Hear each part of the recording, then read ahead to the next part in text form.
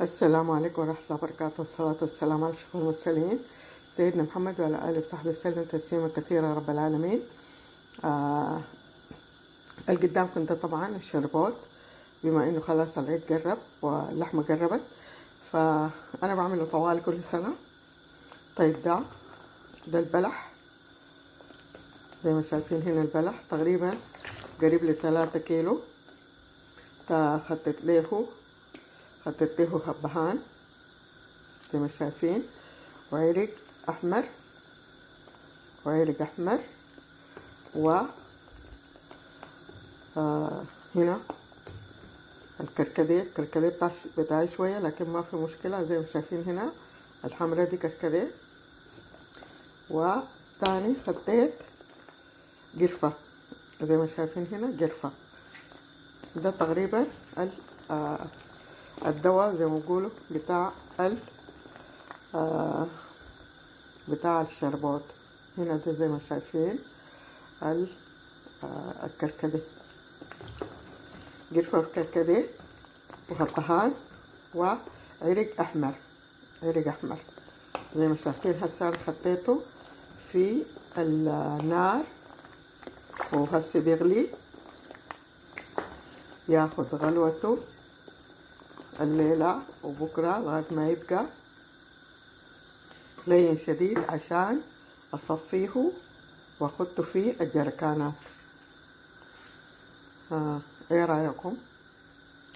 بعرف أعمل الشربات ولا لا؟ ادوني رأيكم. طيب أنا هسه هغطيه وأوطي عليه أو أخفض النار عشان يعني يغلي براحته. أنا هنا طلعت أكبر حلة عندي عشان زي ما قلت لكم ياخد راحته في السوى يعني.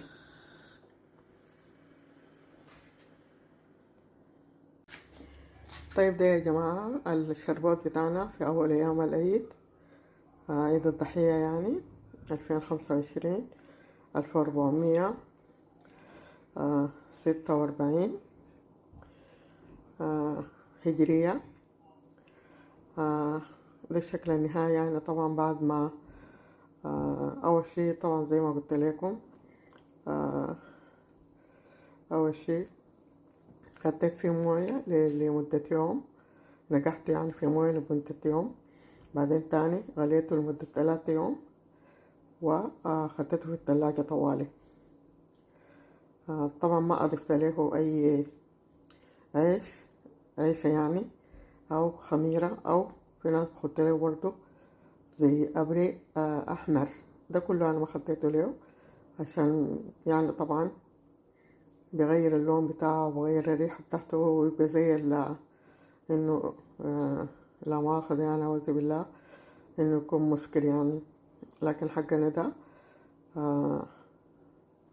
يعني محتفظ بإنه هو لسه شربات بتاع بلح يعني، بس بلح يعني شربات بتاع بلح أو عصير بتاع بلح. طيب أرجو إنكم تكونوا تعلمتوا طريقة عمل الشربات يعني. وفي الختام أتمنى لكم كل سعادة وهناء وكل عام وأنتم بخير، وإن شاء الله يرجع السودان سالم غانم مستقر إن شاء الله، وكل الناس ترجع لبلدها آمنة مستقرة سالمين تامين غانمين يا رب العالمين.